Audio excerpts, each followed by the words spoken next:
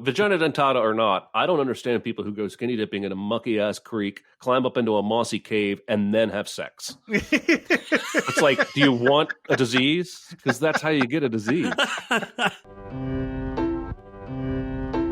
Welcome to SinCast, presented by Cinemasins.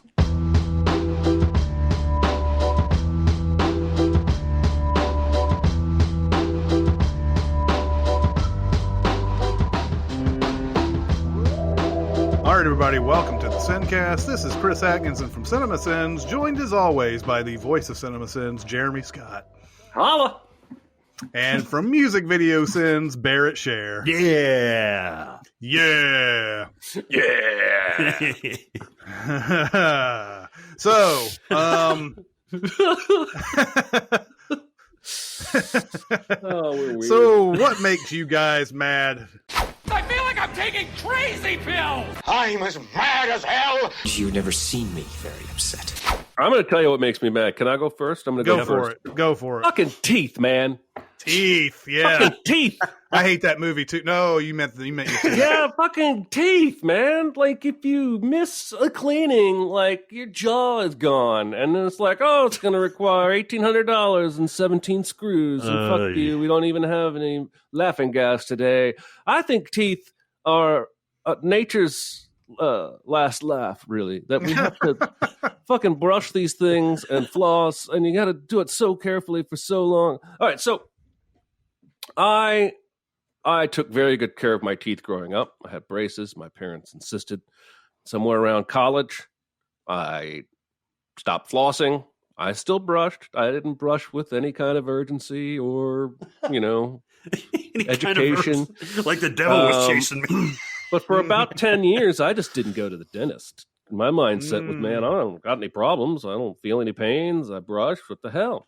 And ultimately, that has done some damage to old Jeremy here. And so once I started going to the dentist again in my early 30s, everything was copacetic. But about a year ago, they were like, "Hey, we gotta talk. We can't keep scraping, these stains off your teeth. I'm going to start scraping teeth."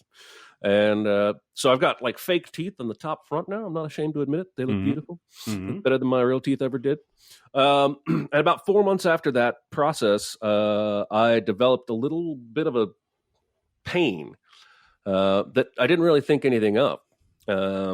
Flash 4 months further, and I go in yesterday for a routine teeth cleaning. And as they sometimes do when I go in for a routine teeth cleaning, it's time to take x-rays. We haven't done them in a year or what have you. So we take x-rays, and she's looking at the x-rays, and then she leaves the room. And I'm like, this is probably not good. And she comes back, and I said, I do remember this, this pain I kind of had in my upper gums that was tiny. I never really thought anything of it. She's like, I think you have an abscess. You might need a root canal. Oh. And I'm like, well, that doesn't sound good. She says, let me get our financing coordinator back here. I'm like, oh my God, this is a very bad sign. And so the financing coordinator comes back and says, this is what it'll cost, but we need to wait for the doctor. And so then the dentist comes in. I really like everybody at my dentist. I hate going to the dentist. Yeah. It is anxiety inducing. I cannot stand it, but the people are really great. So I don't want to give the wrong impression. So the dentist comes in, walks over to the computer screen, literally looks at my x-ray for all of 3 seconds and says, without turning to me, you're going to need a root canal. And I said, that's what she said. So I signed this form. And they're like, well, we're going to schedule you 3 weeks from today. And the dentist goes, wait, we just had a cancellation. And he goes, let me double check. I think we can take care of this today. And he goes out of the room. And I'm like, honestly, I would rather just go home today and dread it for 3 more weeks before doing it. And he pops back in and convinces me, let's just do this today. I'm like, all right. I remember when I had the fake teeth put on my teeth, like they sent me drugs the night before. Oh, yeah. And I had to take drugs that morning, and I got really goofy and literally fell asleep. I was 6 hours in that chair. And I'm like, all right, bring on the drugs. No drugs. Oh. There's no drugs. Oh. There was Novocaine, or whatever they call the anesthesia they use today. And that was it, boys. Oh, no. No gas? No gas. I could have asked for it, but the guy is a very no nonsense kind of guy. When he came back in to convince me, he's like, "I think we should do it today." And I was like, and he's like, "Let's do it today." And I was like, "All right." And so, in hindsight, I'm really glad that I did. Yeah, sure. Because ultimately took care of a problem, and I've got some drugs right now to get through whatever pain I'm dealing with. But let me tell you, the time I spend in that chair is among the most unpleasant time I've ever spent in any chair. And I've sat in some really uncomfortable chairs for a really long time. And try to take care of your teeth, kids, so that you don't ever have to have a root canal. Not even my parents have ever had to have a root canal. That's how poorly I took care of my teeth for that 10-year stretch. And I pray I never have to have another one. And teeth, I think, are the enemy. Really. I agree, man. It's the Novocaine is great. But when it goes in, man, that's like some of the most searing pain that you can ever. You're not have. kidding. I mean, and they try and Novocaine tries to make its reputation good by it's after 3 seconds you don't feel it anymore. But those first 3 seconds are searing. That medicine hurt. It's worse than a needle. And he was like, he gave me 4 shots. We're gonna numb your nose. He was having fun with it. And anyway. I'm out on the other side of it, but it was sucky, and I wanted to rant about it because root canals can eat my ass. And I got to tell you, I have been brushing and flossing like a motherfucker for the last 24 hours. I imagine. There you go. It's good to know that there's somebody else a part of the fake teeth club here, because I myself have several. But you had a baseball knock yours out or something harmless, right? Baseball hit 2 of them in the back, and then there was an enamel issue on one that was right next to those 2, so they capped that one as well later on. So I have 3 that are I don't notice them unless I'm noticing them, already noticing them. But yeah, all that it seems like everything that I ever ran into in my life always had to do with something to do with the teeth. It sucks. It does suck. Did you ever see that movie? Teeth? I never saw it. Oh yeah, couple times. Seen Teeth a couple times. Yeah. Teeth Really? is fun. Teeth is fun. It's not a bad movie, yeah. I'm glad that it mainly due to me. We've had hundreds of Teeth references in Sin's videos, and mainly because Jess Wexler shows up in it. Oh yeah. And then in one of our videos that we had for our patrons, I did a Teeth reference in that too. But that movie's fun, man. It's so stupid. It's like violence porn because because every dude that she runs into, A, wants to fuck her, and B, wants to do it the wrong way, and so she, her defense mechanisms kick in every time. Even the doctor. Yeah, exactly. Who's vagina dentata about 5. All right, I need to watch this. Dude, seriously, Teeth is right the fuck up your alley. Yeah, you'd enjoy it. I figured it was just a one-trick premise, basically. It kind of is, but it's funny. It's a fun movie. I mean, I think it probably has. It's also got another layer underneath there. I think. I think it gives her plenty of agency. I think you would dig it. All right. All right. But also, vagina dentata or not, I don't understand people who go skinny dipping in a mucky ass creek, climb up into a mossy cave, and then have sex. It's like, do you want a disease? Because that's how you get a disease.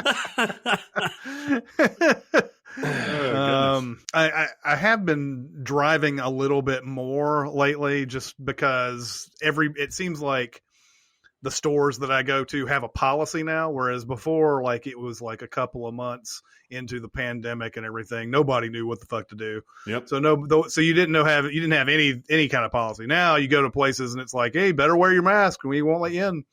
And so I'm like, okay, cool. That's how we get things done in society these days.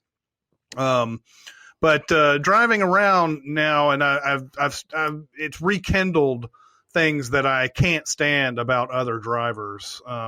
Even though there are fewer of them out there in this day and age, but This one is very small. I have way more grievances about driving than just this. Yes, you do. I can pick any single part of driving and I can give you something, a rant about it.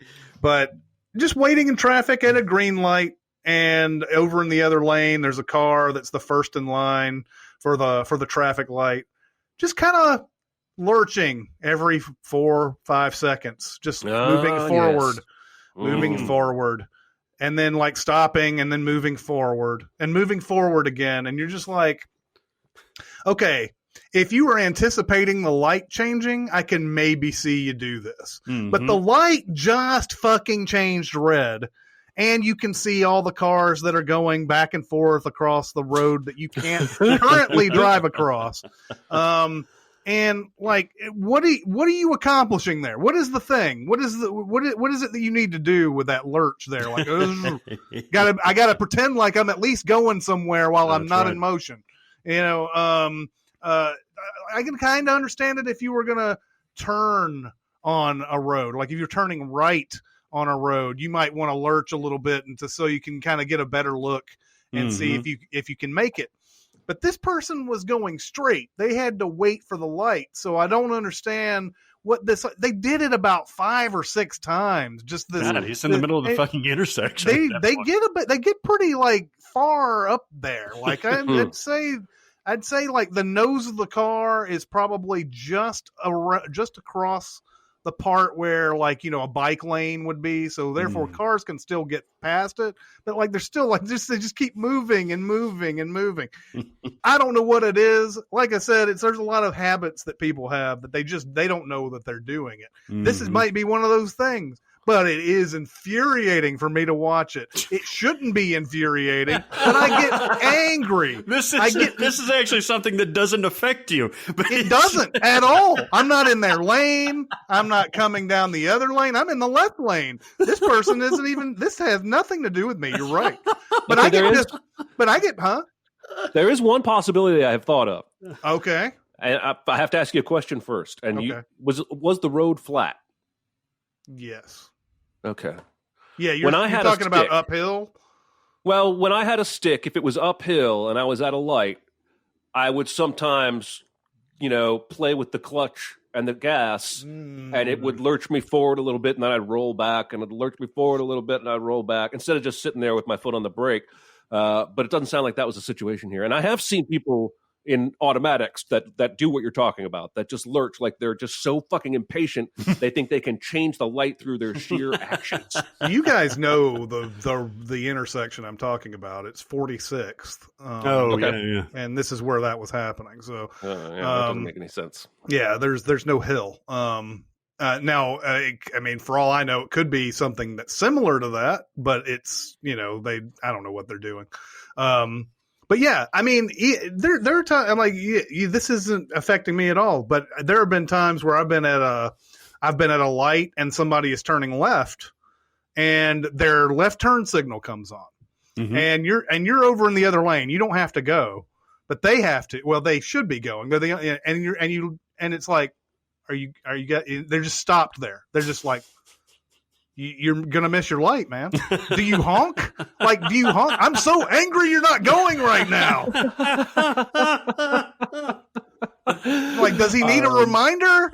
I don't know. It's just, but even then, when my light changes, I'm like, well, that guy didn't get to turn left. What a fucker.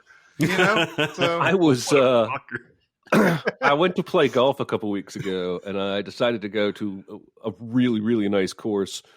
This was a bad idea, by the way. If you are rusty at golf, don't go play a really nice course because it will own your ass. But I'm like a mile and a half away, and I'm at a stoplight, and I'm on the right lane, and there's a car next to me that I haven't even looked at, but I just know he's there. And I look up at the light, and it's red. And then I realize after the light, I've got about 50 feet, and then my lane ends. And I have a very fast car. I don't get to drive it very fast very often. I go from 0 to 40 very quickly a lot. And that's really all I get to do. And so here I was like, okay, it's the courteous thing of me here almost, now that I've realized this, to just gun the shit out of it and see you later. and the light goes green. I don't want to say too much about my car. I don't want people finding me in public. I throw it down. I have a German-made Autobahn-ready vehicle. And I know in like a second and a half, this guy is going just as fast as I am. Oh. And I look over, and he just guns it past me, and he has an Audi.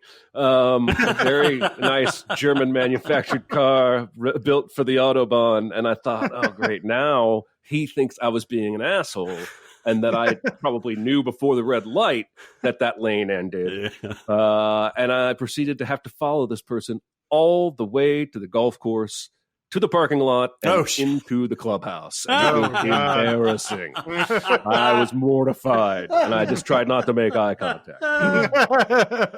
You know what I wish they'd bring over here in the UK? They've got those stoplights that give you a yellow light before the green light.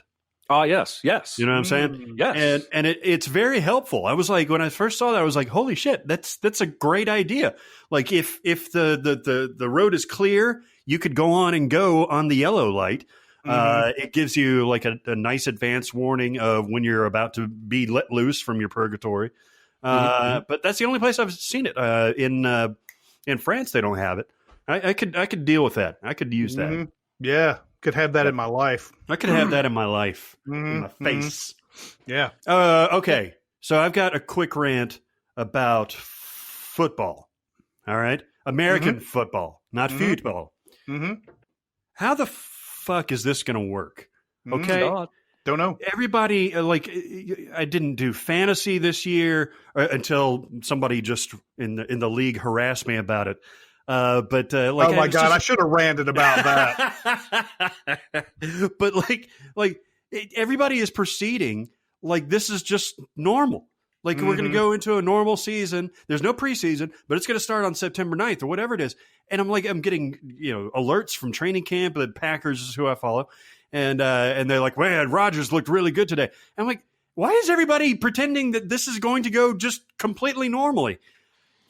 Nothing has changed. You're still going to be breathing on each other and tackling each other, even if you're playing in empty stadiums and stuff like that.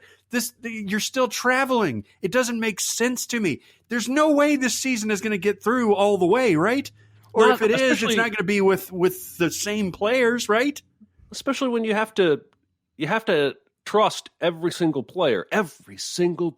Yes. Not to do what dozens of MLB and college players have already done, and that's go to a strip club. Yeah. Well, strip clubs don't have COVID. I didn't know if you knew that or not.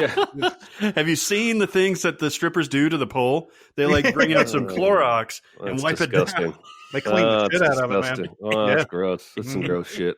But It's grosser than powdered soap. We've seen it in Major League Baseball. Baseball is still charging on, and who knows? Maybe they will finish the season. But we've seen outbreaks even in baseball. different shades.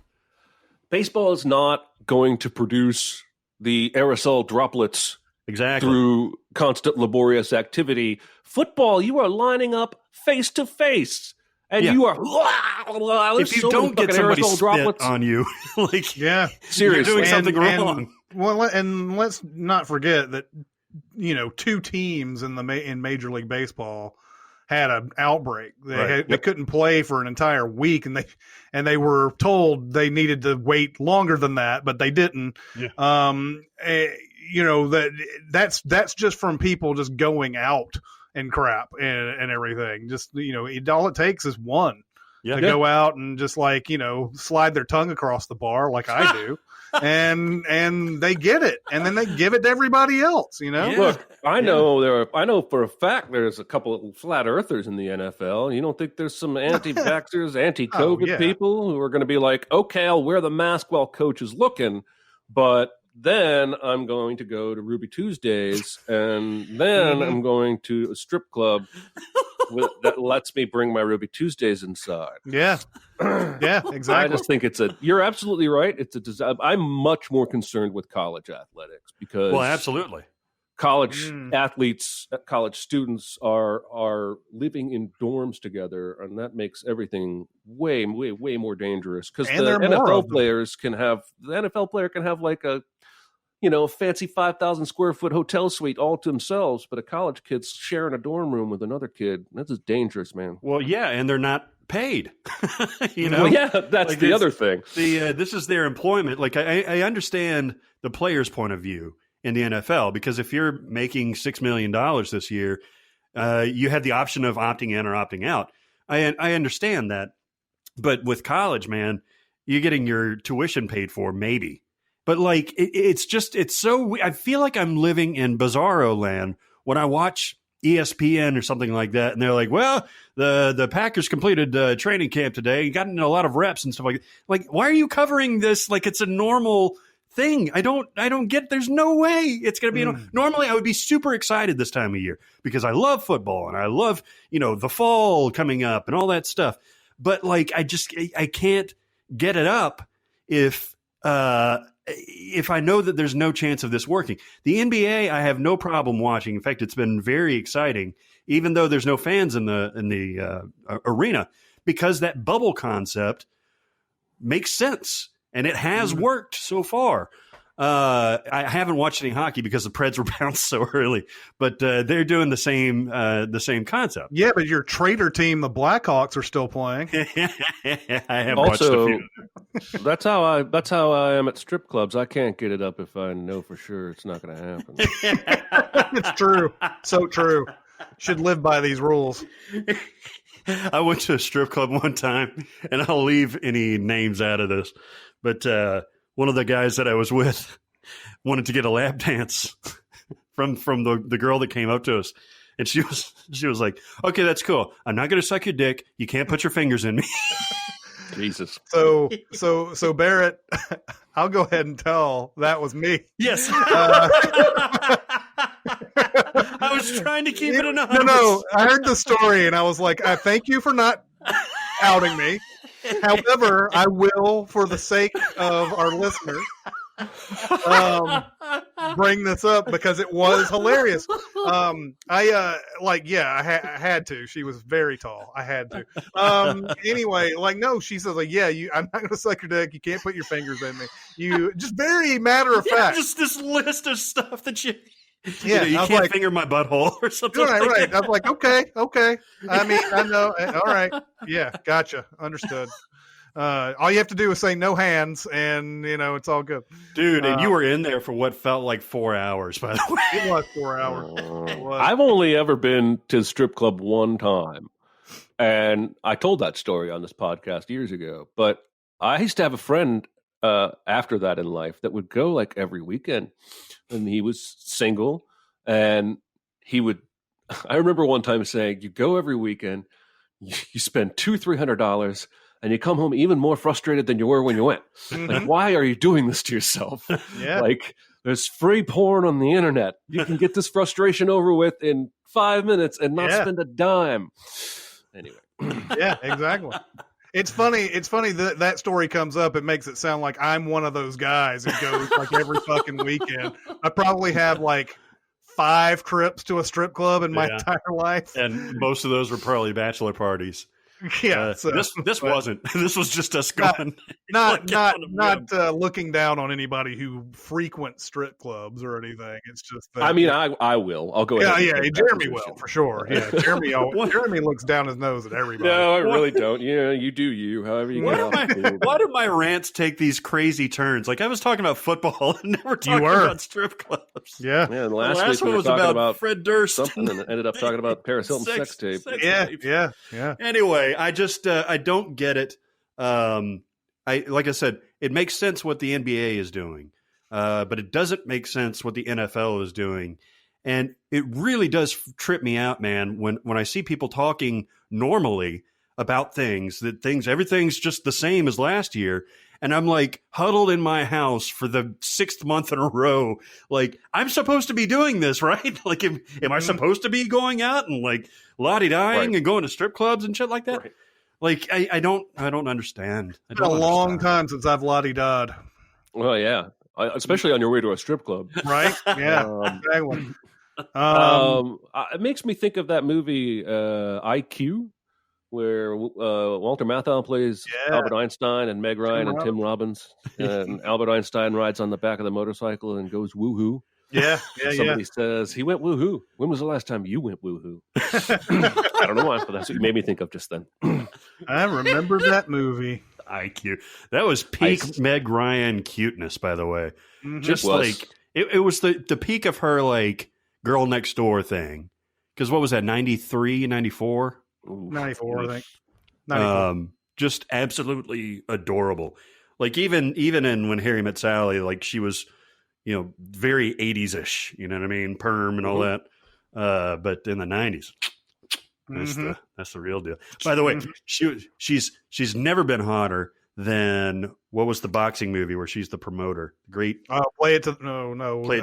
It's not Play It to the Bone. It's In the Cut. In the Cut. Correct. Against the Ropes, I believe, right? Against the Ropes. Against the Ropes. Yeah. Against the Ropes. Have you guys ever seen the entirety of In the Cut? Yes. No. Yes, I mean, have. yes. No. I've never seen any I of saw it. I saw it. No, I saw it when it came out at Hollywood 27. I saw it. Oh my god, that movie's brutal to watch. Yeah, it is. Like Mark you're like, Ruffalo's okay, a dick. Well, yeah, I know. You're like, oh, Meg Ryan is naked in this movie, though, so I probably should just grind it out. But it's just grind it out. Freezing. It's not worth it. Trust me. Did you like it? You didn't like it, did you?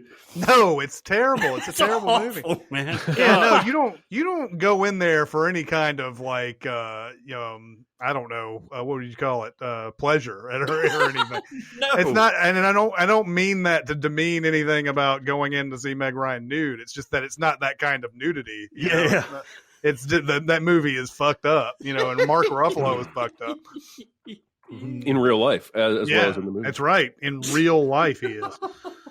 So anyway, football. Yeah. Anyway, football. You're right. That's football correct. in the groin has a football in the groin. Yes. All right. So on to our recommends and warns. Totes amazeballs. They're great. It won the Academy Award. Oh, for what? For best movie ever made. I have an accidental theme this week. Oh yeah. Oh. I'm dancing. Well, can you see me dancing? Do you want me to go first? You want to start it off? Okay, so my accidental theme is sudden young Caitlin Dever. Oh yeah. The gal from Booksmart. So the first movie I want to talk about is a movie from 2014 called Laggies. Laggies? Yes, Laggies. Okay. Ever heard of it? No? Thought so. Me neither. This has Keira Knightley as the star, and then Caitlin Dever shows up, Chloe Grace Moretz, Sam Rockwell, Gretchen Mol. This is a pretty dope cast. And this is a record warn. Both of mine are record warns, but I'll do one at a time. Keira Knightley plays this girl who goes to her friend's wedding, and her own boyfriend proposes to her at the weekend wedding. And Keira Knightley is not ready to get married, and then she sees her dad kissing somebody that's not her mom. Santa Claus? Her dad is no. Her dad is Jeff Garlin to Curb Your Enthusiasm. Is that his name? Yeah. So she goes weird and takes off, and she tells her fiance she's got a 10-day conference or like a week-long conference for her job. And she just goes aimless, and she runs into Chloe Grace Moretz, who's a lot younger than her. But she goes and hangs out with Chloe and her friends, and ends up staying the night at Chloe's house through one of these hangouts. Dad is Sam Rockwell. He's like, well, you can stay, I guess. I don't know if I should trust you, but my daughter seems to like you. Caitlin Dever is Chloe Grace's best friend. She's only in like one or two scenes, and she's a lot younger. But basically, this goes exactly where you think it does. There's not a lot of surprises. She and Sam Rockwell have sex, and Chloe Grace isn't happy with it. But I had a good time watching it. The actors Watching are all the sex? fine. No, they don't show you the sex, which is not why I was watching it. Keira Knightley's really, really good, as always. Sam Rockwell, again, always a great actor, but he's doing this thing in this movie where he's like so fucking charming. You wish he'd been your dad. I don't know how to explain that any better. And it was a predictable, good time that I can't really full-throated. You gotta see it, but I also can't say, well, you're gonna hate it. But I'd never heard of it. Had people in it I knew, and that's why I watched it, like I always do. Laggies. Looks like it has a pretty decent rating on the IMDb. The director's Lynn Shelton, who don't mean to be a downer, but died this year. Oh no! Yeah, I knew that she died. I didn't realize this was her movie. Yeah, she died of leukemia. Laggies. Is this like I guess it's an American movie, right? Yes. It sounds like something European. Laggies. Hey, laggies. Everyone is American in it. I'm going to be honest. I struggled for a few minutes to tell if Keira Knightley was doing an American accent or not, and I just gave up. She's one that can't quite get there. She's tried it before, and it's just it's not there. It's not there. It's like Colin Farrell. At one point, Chloe Grace calls her and says, "Can you come pick me up at school and pretend you're my mom? I want a ditch." And Keira Knightley says, "I don't look a thing like you." And I was like, "You're British. You don't sound a thing like her." And I was like, "Is she doing an American accent?" I can't see it. What? There you go. This is my first record warn. How old is Keira Knightley? 35. 35. 30-something. And so Chloe Grace Moretz is probably, what, 23? Mm-hmm. Okay. I mean, Caitlin Deaver's a 24 herself, so that's not much. So it's a bit of a stretch, but this was in 2014, so 6 years ago. So Laggies. Watch it for Sam Rockwell and Keira Knightley's acting. I don't think you'll have a terrible time, but it's probably not going to become your favorite. No, there's a lot of people that I like in this movie. Yeah, wait till my next one. Boy, Sam Rockwell, talk about a career that's had all kinds of crazy appearances, right? Mm-hmm. Like, you go through his IMDb, he probably has over 100 credits, right?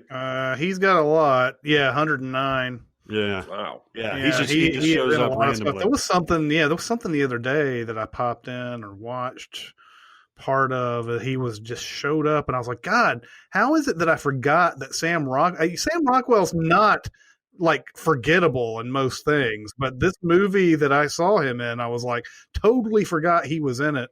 Trying to find what that was. Oh, okay. The movie itself is the reason why I forgot about it.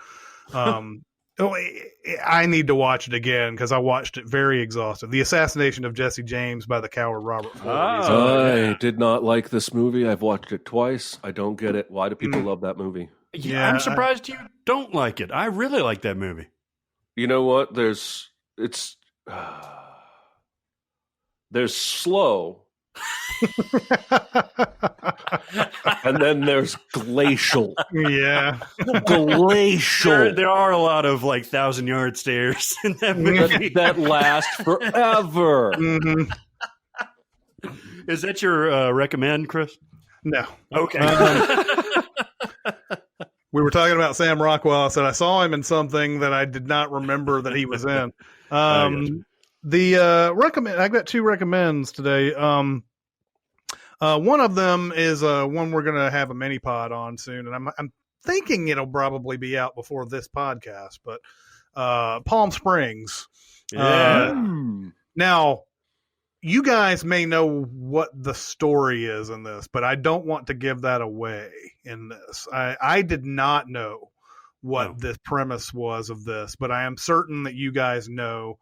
I was told that you need to see Palm Springs, and because I am an expert at avoiding spoilers for things, I did not know what this was about. So I was like, okay, I'll watch it. I like Andy Samberg.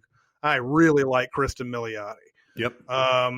And so started watching it, and man, if you don't know what the premise of this movie is, you will be all the more rewarded for it. Yeah, I can imagine. It's just it's a movie it's going to be the shortest recommend ever because I can't tell you anything about it other than let's see, Andy Samberg and Kristen Milioti are wonderful in this movie. And I was talking about this in the mini pod. I used to wear out Genesis's Invisible Touch album back in the day because my brother had a cassette tape, and I used to pop that thing in and listen to it at night to go to sleep and everything. So I know every song on that album pretty well. And out of nowhere, their instrumental, the Brazilian, plays in the middle of a scene, and it was just like, it just made me happy. I was like, I've never heard a movie. There's probably 50 movies that play this, and I just never know. I don't know how I would have not have noticed it, but I was like, holy shit! I feel a kinship with this movie that they played the Brazilian during this one scene. But I can't recommend it.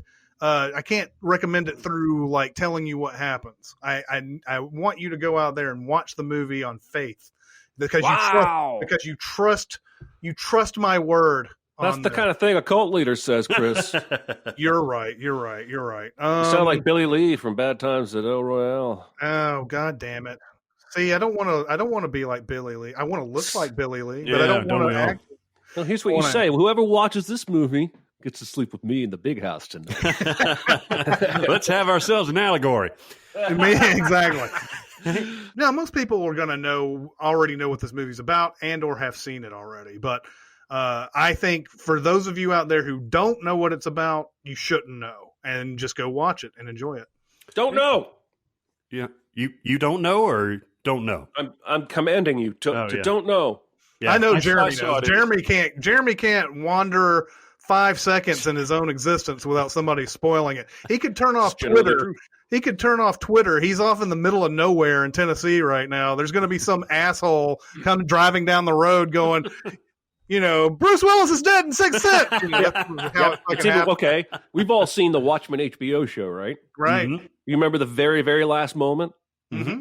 Spoiled for me after the first episode, after that episode aired. Really?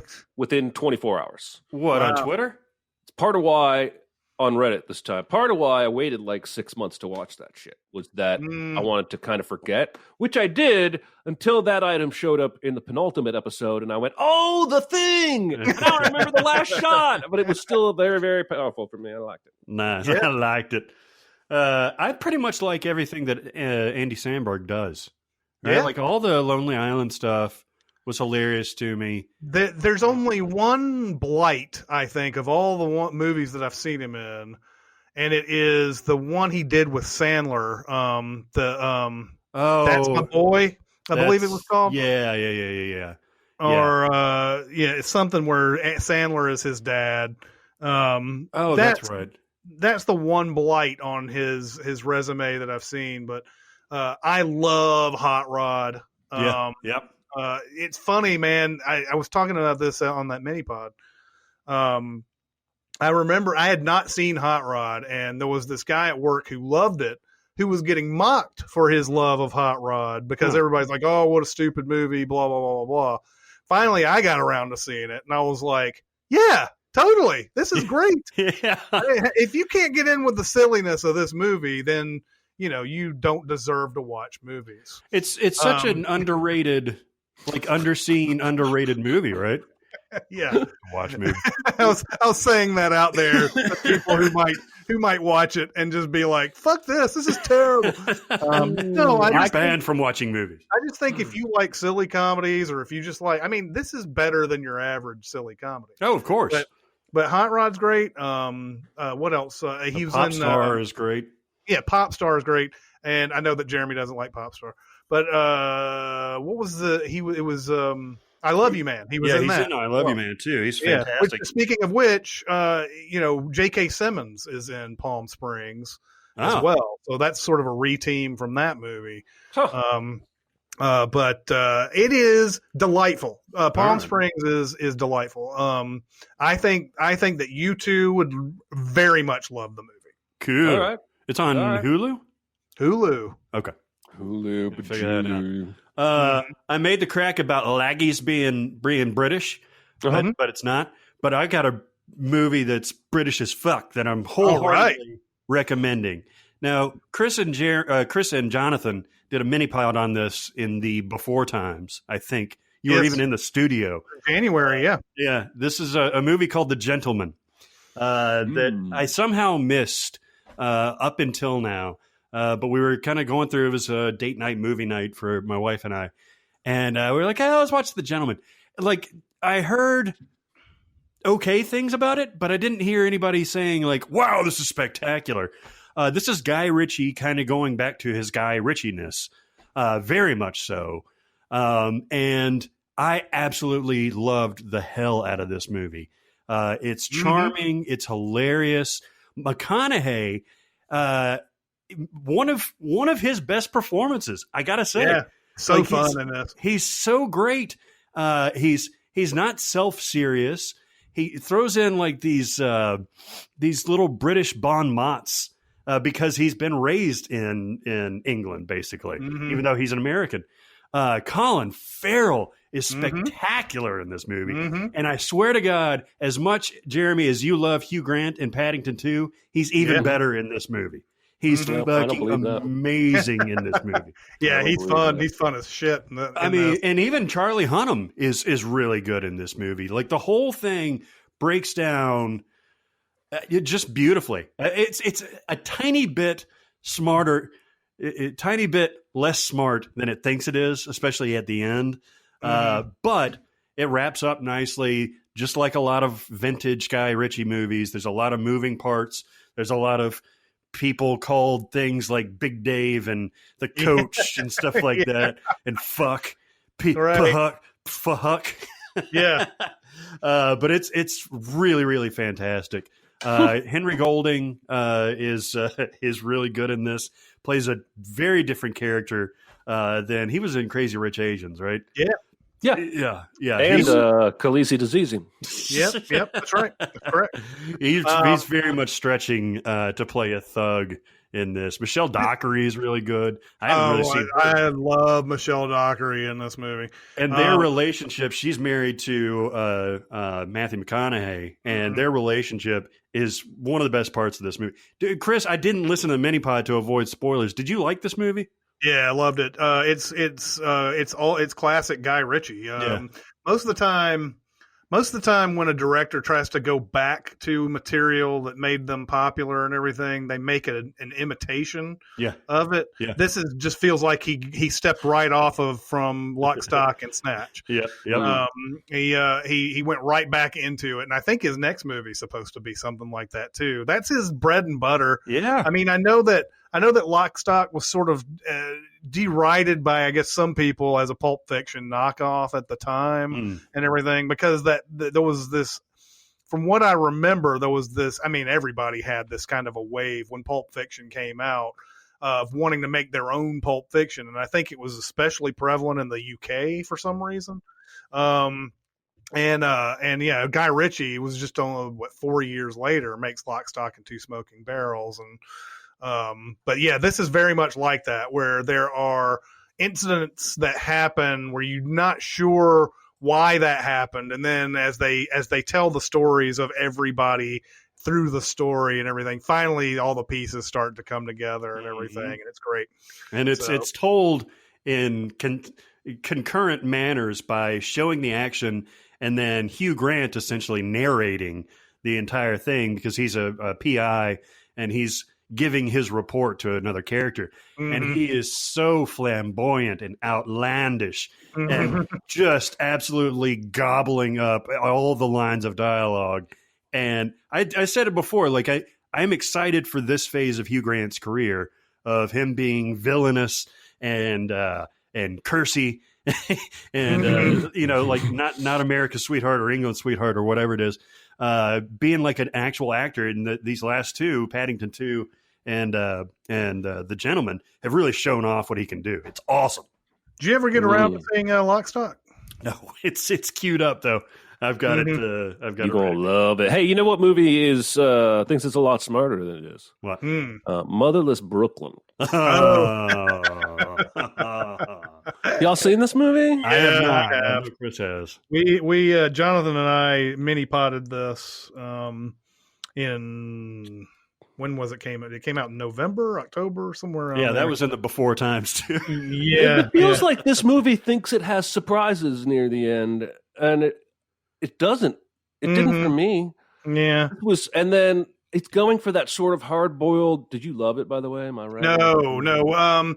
Now I think both Jonathan and I gave it a B or something in the review, and that it may be something that we have to watch again at some point. But there, I just my quick little thing. There are you were talking about glacial a minute ago.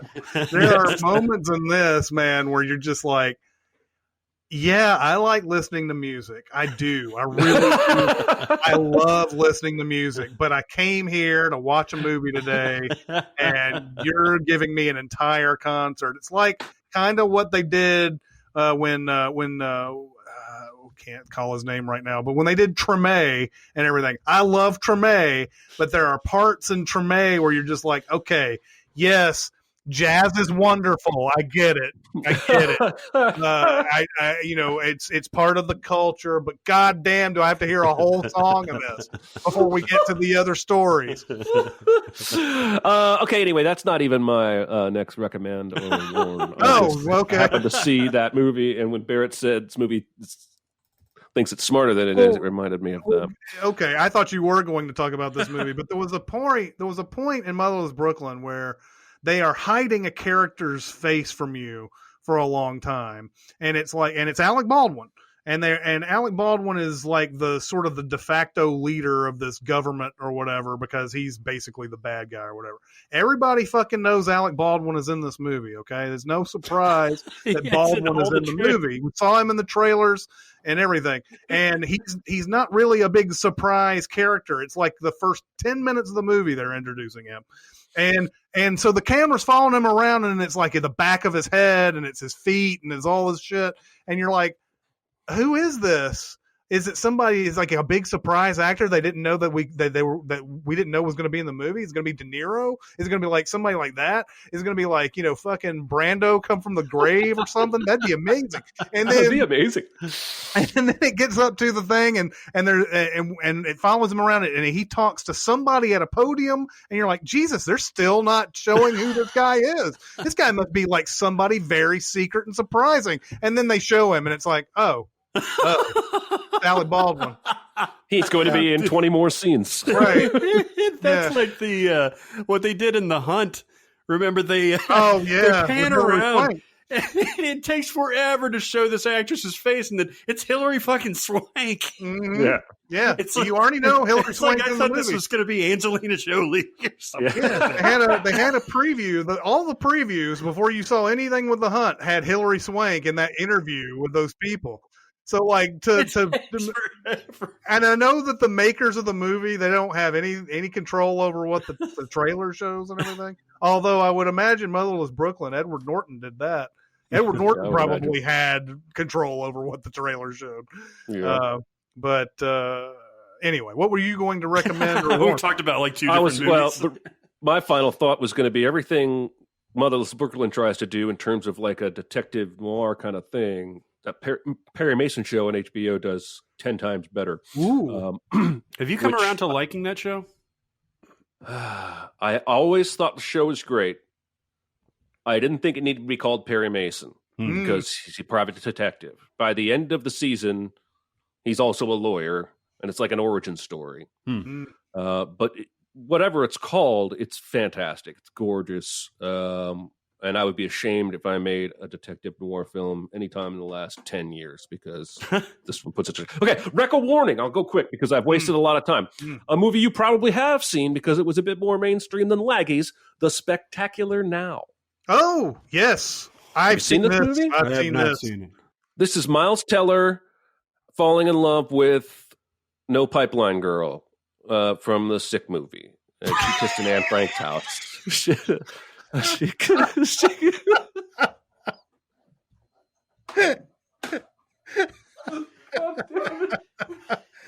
got the page up right here. It's Shailene Woodley. Yeah, I was about to say, is it Shailene Woodley? Because she's in all the Sick movies. Okay, so in the beginning, Miles Teller has everything. Yeah, I'm in high school. Everybody thinks I'm funny, and I'm dating Brie Larson. This is one of these movies that if you saw it when it came out in 2013, you did not realize how many awesome people were in this movie because Brie Larson is in it. Jennifer Jason Leigh is in it. Mary Elizabeth Winstead is in it. Bob Odenkirk is in it. Wow. Caitlin Dever, surprise! Caitlin Dever is in it. But basically, Miles Teller gets dumped by Brie Larson, and goes on a bender. He's already kind of an alcoholic, and I want to go ahead and say this is probably. I know this is based on a book. The book's probably a memoir. That's fine. This movie shows him drinking from a flask. In scenes he's not even in, but every scene he's in, he is drinking from a flask or pouring from it's like evidence of alcoholism. They doubled, tripled down on it. The set decorator and the scriptwriter had an argument with the director about how much alcohol was enough. Meets Shailene Woodley. Everybody thinks she's weird. She's weird. It's like she's all that. Like, why are you dating her now? His friends are like, are you dating that girl? She's gorgeous. Why the fuck would they act like this about this girl? Because she likes bees or whatever the fuck. She's got weird hobbies. She likes bees, man. Yeah. I don't even think she likes bees. Life and stuff and things. And this movie engaged me from beginning to end. It did not surprise me at any of the turns it took. But I enjoyed it enough that I would warn it. I don't think you're going to love it. I don't think you're going to hate it. But if I spend 2 hours watching a movie I haven't seen, you bet your ass I'm going to talk about it on the podcast. Sometimes it's going to be a lukewarm reaction. I have not seen this. There's a movie that it's one of those things where you confuse a title that has really nothing to do with the same. It's not, it has nothing to do with the titles or anything, but the way back is the one that I always confuse Spectacular Now with. And when you said you had a theme, I assumed it was Caitlin Dever, but like you said Sam Rockwell, and Sam Rockwell is in the way back. Yes, and he is. Plays a character in that's very awesome. And you've seen the way back. Yeah. He's really nice to that. I love that movie. Yeah, no, I like that. I only saw it once, but I'm pretty sure I watched it because you recommended it on the podcast. Okay. So, but anyway, Spectacular Now. Lots of famous people, good acting, drunk teens falling in and out of love. Yeah, as you do. You can't go wrong. And true. No pipeline girl who's in all the sick. No, who's in all the sick movies? And she kissed in Anne Frank's house. I said, I give you 3 clues. Yes. All right, everybody. It is time to talk about Mubi once again. Movie! It's funny, man. We had an interview with a guy who directed a movie called Spree, Eugene Kotlyarenko. And at the end of that interview, he was like, you should watch this Tehran Taxi movie by Jafar Panahi. And I was like, okay, cool. And then Barrett, like 5 minutes after we get off the interview, he's like, that shit's on Mubi today. You get an email every time they add a new movie. And I was like, holy shit. Like, it's the most out of nowhere Iranian, like cab movie where like a cinema verite and everything. And I'd never heard of it. All of a sudden it pops up on the email. Yeah, it was the craziest like synergy ever when he just randomly mentions this movie. So yeah, I watched Tehran Taxi. Did you watch this, Barrett? I have not watched it yet. Jafar Panahi is not allowed to make films. He is banned from making films. He has made 3 since he was banned. This was because he's too like. I don't know. I haven't seen all of his movies, or I've only seen this one movie. And so actually, a couple of the movies that I've seen on his IMDb, I've heard the names of, so I should watch these at some point. But I don't remember. I didn't read the exact details of why he got banned, but it was back in 2010. He, his wife, his daughter, and like 15 other people associated with him all got thrown in jail. And I think one of those things, I think the reason why he was thrown in jail and banned was because of some very arcane cinematic rules in Iran. And I believe those rules might even be said in this movie itself, because there's a point where he picks up his niece, and his niece says, our film class teacher says we need to make a movie where this happens, like impossible rules, basically, and all that. And I was like, oh, it's either the actual rules in Iran or it's like a parody of those rules in Iran. So like it's probably stuff we wouldn't even consider bad here at all. But it's mainly about, I think mainly about just showing Iran in a certain light that they want. They don't want you to show them in a certain light or whatever. So he's gotten in trouble for that. But this movie, he started off picking up real passengers. And then when one of the passengers said, "I don't want to get filmed," he ended up making a docudrama out of it and putting in actors who are uncredited in the film. And there's all these just like outrageous scenarios that keep coming up. Like there's a point where a bunch of people pound on the taxi and tell him to stop, and they put this person who's like badly injured in the back seat of his car. He has to take him to the hospital, and he reads his last will and testament to the cameras and everything as he's going to the hospital. And the wife is like, "Did you get that recording? I need that recording, blah, blah, blah, blah, blah." And he's like, "Oh, I'll get it to you later on, blah, blah, blah." But he keeps picking up people, and they all have these stories that they're telling and everything. And it gives you this real, like, you see in America, we see Iran on the news mainly, and it's always something awful or something just like, and we hardly ever see like the human beings behind a lot of this stuff. And that's what's sort of that's what's really good about this movie, especially when he picks up his niece, who I believe is his actual niece. He picks up his niece, and once his niece starts going off about film and everything like that, the movie is delightful. He is delightful. He's playing himself in the movie. And like every time somebody does something like just kind of outrageous or crazy, he's just got this like non-judgy smile on his face all the way through it and everything. Just kind of like, he's like, "Oh yeah, people are crazy, and not worrying about it." So is he's playing a director, like he's playing himself? He's playing himself. He's playing himself. Everybody recognizes him. "Hey, I know you. You're really? Jafar." Yeah. You made this film. This is going to happen. This is something like this is going to happen, like in your film, this or whatever. And people know who he is. But like I said, the actors in this are uncredited so that they won't get in trouble and everything like that. So that movie's on Mubi right now, and it's pretty fantastic. I would highly recommend it. Wow. Watch that one. I might have to check that out. The cool thing about I'm telling you, man, just like this scenario where a movie pops up out of nowhere that was just recommended to you, they keep refreshing this 30-day supply of cinema that you normally wouldn't be exposed to, or that I wouldn't normally be exposed to, from all over the world. One that I watched just this morning, actually, was a French film called Wonders in the Suburbs. And this thing is wacky. It's a comedy, but like it's absurd. It's literally absurdist comedy. And so I can't tell you that I actually get this movie, but I liked it. Oh yeah. Yes, it's funny, it's over dramatic, it's sexy at times, and it's just a delight to watch. It stars some people that you would know, Matthew Almaric or Almaric. Yeah. Ton of stuff. That dude's in a ton of stuff. Yeah, he's in a ton of stuff. And then I kept seeing the female lead looked super, super familiar. She's very attractive, a little bit older. You could tell like she's in her late 50s. But it's Emmanuelle Béart. Yeah. Who was the most attractive woman on the planet when she was in Mission Impossible. Oh, my God.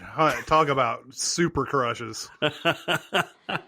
Super crushes. Yeah, man. That's how they say it. Uh-huh. Yeah, this is a delightful movie. It will stretch your brain a little bit, but it's just super fun. Wanders in the Suburbs. It's called something completely different in French, but it's funny. It's a Parisian movie. It's set in Paris, but a suburb of Paris, which you never see. You see suburbs all the time in American movies, but you never see a suburb of Paris. You just see Paris itself. So it's very, very good. It's on Mubi, Mubi. And if you go to Mubi.com/Cinemasins, I'm yelling. I'm so excited about this. Mm-hmm. You get 30 days free. Yeah. 30 days free that you can experience. I'll tell you what. So not only do they have the 30 movies on the front page, but they've also got a library with titles that have been shown before or even new titles. And it's extensive. I was scrolling through that thing the other day and I was like, wow, I want to watch that. Wow, I want to watch that. It's helpfully divided up into subcategories. But man, 30 days free. Go to Mubi.com/Cinemasins. That's 30 and stuff. I mentioned last week when we were doing our castings that Armie Hammer was in I put him in a character role for Almost Famous recasting and everything. And I mentioned that I was sort of watched Sorry to Bother You on this repeat basically. This is one of these online poker things where you got a movie in and you just like what and sometimes you'll watch something like, wow, that was really good. I'll just play it from the start again right after this. Yeah. And so like all night it was like that. It was like the movie would end, I'd just restart it. Sometimes I would play it with the director's commentary on it and all that. I believe in this very segment, when this came out a couple of years ago, I probably warned this, and now I'm fully recommending it. There's something to this movie when you first watch it. The tone of it is hard to get it's hard to get a grasp on. There's a lot of just there's a lot of stuff that's just insane that comes out of nowhere. It feels like it's real, and then it just kind of like, oh, out of nowhere something will just be crazy, like it's in The Naked Gun or something like that.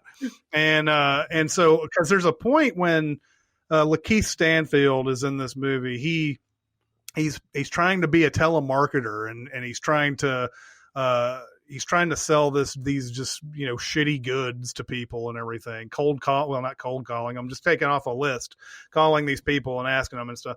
And there's a scene where he first gets this job where in the background you can see there's this just crazy copier thing going on in the background for no reason. It has nothing to do with anything. You just see paper flying everywhere and lights flashing and everything while Lakeith Stanfield's on the phone with these people. And every time Lakeith Stanfield gets on the phone with somebody, he is immediately, like in his head, transported to whoever he's talking to. So like if he calls somebody and a couple's having sex right in front of him as he's trying to talk to them and everything. So at first he's having trouble figuring out what to do until Danny Glover says, you need to use your white voice. And so Danny Glover is like, no, you gotta do this thing where you're like, hello, Mr. Anderson, blah, blah, blah, blah, blah. And, Lakeith Stanfield takes on the voice that David Cross ends up doing the voice for him in this movie. And so when he starts calling with the quote unquote white voice, he starts connecting to people and starts making a lot of sales and everything. And he becomes very successful. The problem is that everybody he works with wants to strike because they aren't making any money. They're getting a whole, like, everything's based on commission. So like every day, like they're coming in, they're toiling and calling and not getting any money out of it. And Lakeith Stanfield was probably right there with them, was going to strike. But then this happens and he's at a crossroads where basically it's like, okay, I'm going to start striking. But he even joins them the first day that they like put their phones down and everything. But he gets promoted on that very day. And where he gets promoted to is the special collar or whatever it is. And that's where they sell the real shit that makes a lot of money. And I will leave it at that, so that if you're ever wanting to watch this movie has a lot to say about society and race and just the sort of the state of the world. And it's very satirical and darkly funny. And once it gets into its absolute insane mode, that movie is just, it's both enjoyable and eye-opening and like scary all at the same time. And Armie Hammer is part of this. He's really funny in this movie. Lakeith Stanfield is always. I don't think I've ever seen a bad Lakeith Stanfield performance. Yeah.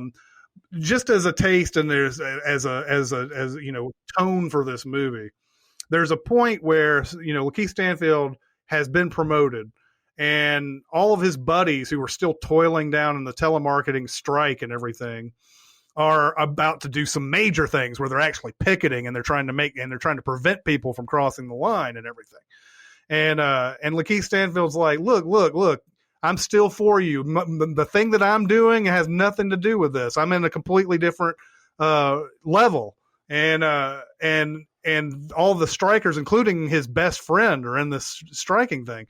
And they're like, oh, they said, are you going to have a problem? And he goes, no, man, I hope you have a good day. And they get close to each other, these friends. I hope you have a good day. Yeah, well, I hope you have a great week. And then they just start going back and forth. It's like, wow, you smell pretty good. What is that? It's like, oh, I'm wearing this awesome cologne or whatever. It's like, well, you smell great. Yeah, we're a bunch of we smell pretty great for these two, blah blah blah. And then it's like, well, I think we should go out and get drinks. You're like, yeah, we should get 1, 2, no 3, no 4, no 5, no 6. It's on me. No, it's on me. I'll buy the drinks. It's that kind of tone that is in this movie where it's like where it's just off kilter and everything. Listening to Boots Riley on the commentary is enlightening too. Just listening to him, because he said that he put this script through a workshop and he said that I think he put it into a festival or something, and everybody has ideas about how to make a script better and everything. He said nobody knew what to do with this script. It's unique. And what I found out through that process is nobody knows shit, and they should just leave and just shut the fuck up.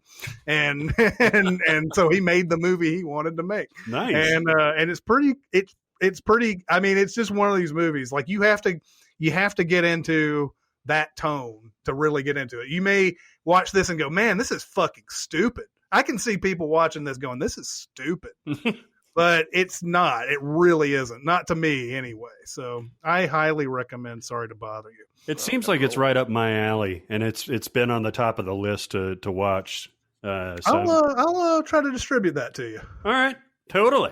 I love me some Lakeith Stanfield, man. I love me some distribution. All right. I've got a good recommend here. It's an incomplete recommend because there's only been one episode released, but it's Lovecraft Country. I've heard of this. It just debuted on HBO when this was recorded last week or this week. I've seen the preview, so yeah, it looked really good. Yes. Okay. So first off, so this is the setting is a man and his uncle and his friend go on a road trip, essentially in 1950s Jim Crow America, and they're all black, so they encounter the racism associated with that. His uncle, played by Courtney B. Vance, is literally one of the real Green Book authors. Like he's got spots that African Americans can stop at safely throughout their journey across America, and so he's going up to the Northeast to do some research. And the main character, played by Jonathan Majors, has received a note from his father saying that you need to come up to Lovecraft Country in the Northeast to find him. He's basically gone missing. And so that's an intriguing premise, right? Like that alone is an intriguing premise.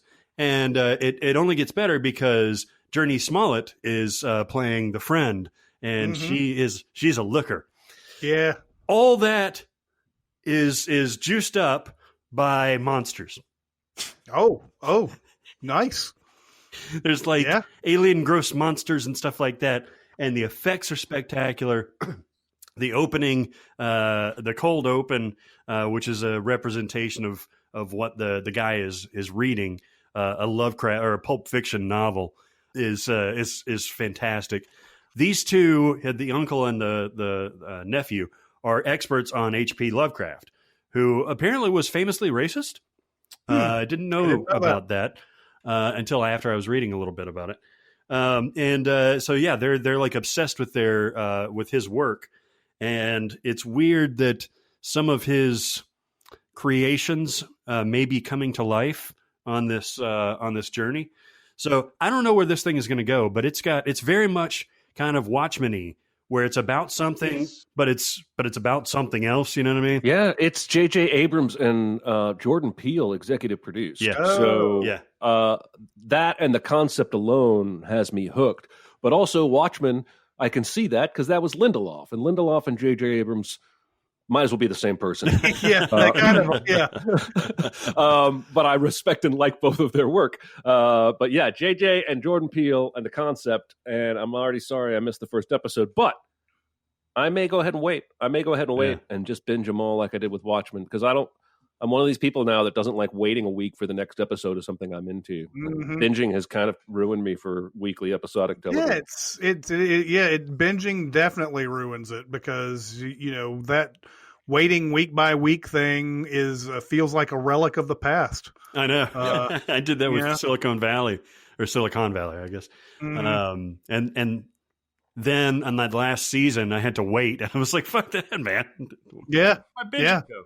This is. I'm not usually like a big fan of like the creature features or anything like that, so I wasn't really expecting to like this. But I threw it on, and I was surprised.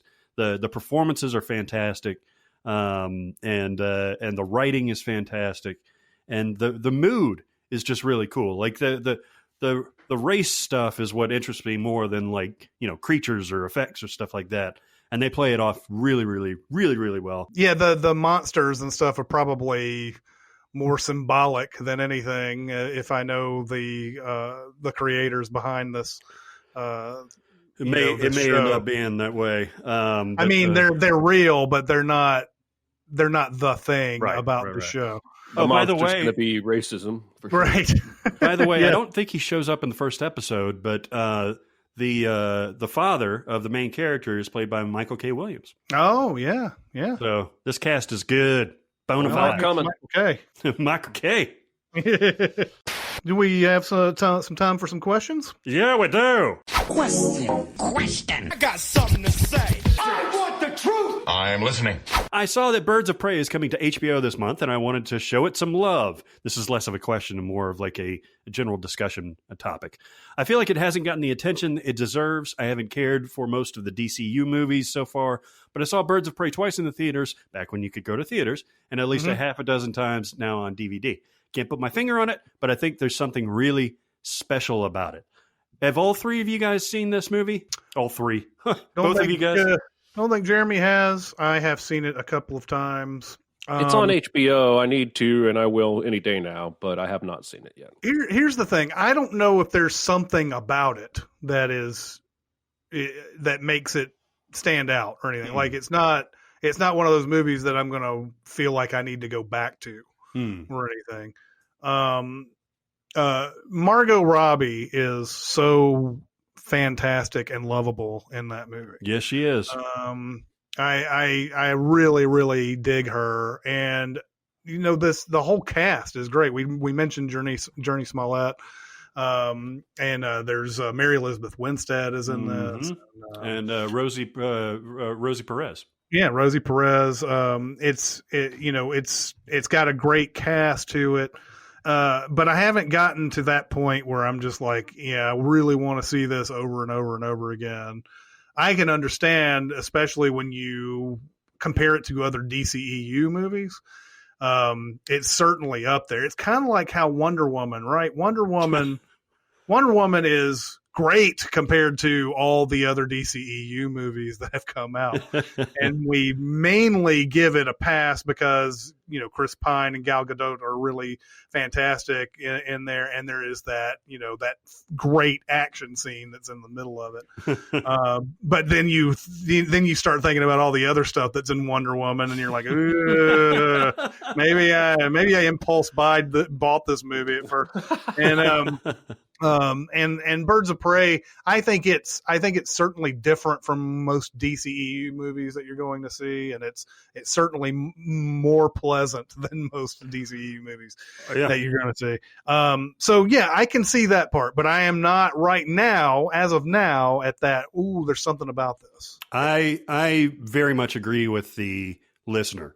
I've gone back to this movie several times, and it's a combination of the meta humor and almost Deadpoolian meta humor. Yeah, like you said, Margot Robbie is just fantastic. I think Ewan McGregor is fantastic. See, and that's where we highly differ. Is that right? Yeah, I don't like him in this movie at all. Oh, and I wow. love Ewan McGregor. I think it's just a little bit too much. Well, I could see that. It is a lot. He Yeah. definitely pours it on, but I dig it. I just thought it was a perfect over the top villain role. I love the fact that it's rated R, so they can go a little bit edgier with the stuff. It's weird. It's interesting actually that they go a little over the edge with some of the violence, but yet when Harley Quinn pulls off this raid of a cop's office, essentially they replaced the blood and the gunshots with like exploding confetti and shit like that. So, which I appreciate as just like an artistic choice. Yeah. But man, I absolutely dig this. I love the climax. I love the craziness that ensues at the end. I love the way talk about a very different take on villain and hero squaring off at the end. This is an extremely different take on that. And it's fantastic, I think. And and I love that it was directed by a woman and that it's all women basically taking care of all this stuff. I agree that I don't think it got the attention that it deserved, first of all, because it came out right around the COVID thing. But also it had that weird name change. It's called Birds of Prey, but they retitled it after it was released to Harley Quinn. Well, Birds of Prey. they didn't actually rename it. What they did was they renamed it in search for Google and Fandango and everything, so that if you typed in Harley Quinn, it would come up faster. Oh, they didn't officially retitle the title is still that title, Birds of Prey and the Emancipation of Fantabulous. Into the world as we know it, whatever. And how I stopped worrying and love the bomb. So they left that, but that was one thing, because I thought they changed it too when it came time to watch the movie.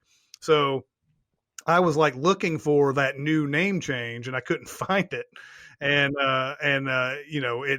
They were still calling it Birds of Prey and blah, blah, blah, blah, blah. But they changed it for search purposes. Yeah.